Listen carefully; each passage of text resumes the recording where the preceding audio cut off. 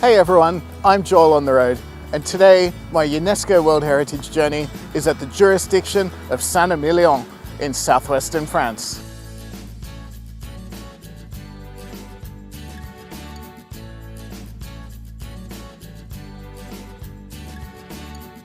The Jurisdiction of Saint-Emilion is a wine-producing region just near the city of Bordeaux in southwestern France.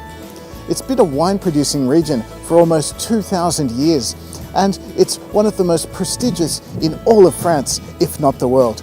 Let's have a look around.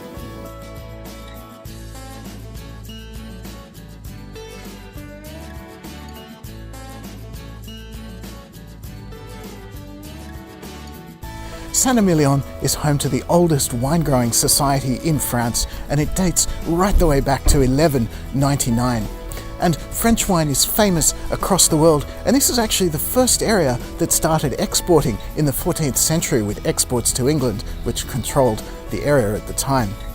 And it's actually a huge winemaking area as well. There's over 5,500 hectares of vineyards, 800 producers that come up with 2.5 million cases of wine every single year, mostly Merlot and Cabernet Franc.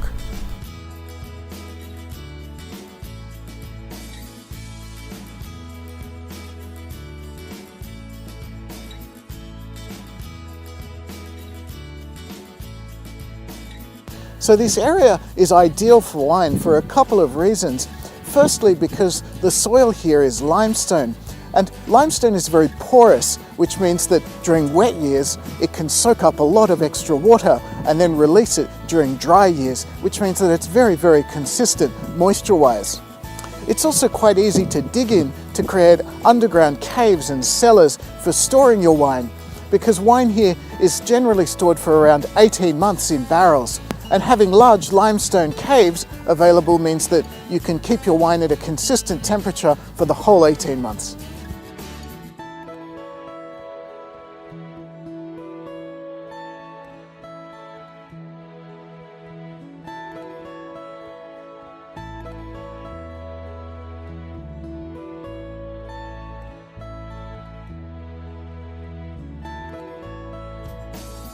So although these days the village is centred on winemaking, during the Middle Ages it was a very important religious centre, because here is the tomb of a monk named Saint-Emilion, who also lends his name to the village.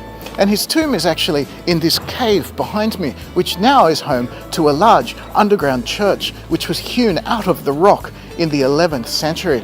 And it's actually really fascinating because it's a huge church, and there's a bell tower sitting on top of it that's 68 meters tall. It's really fascinating.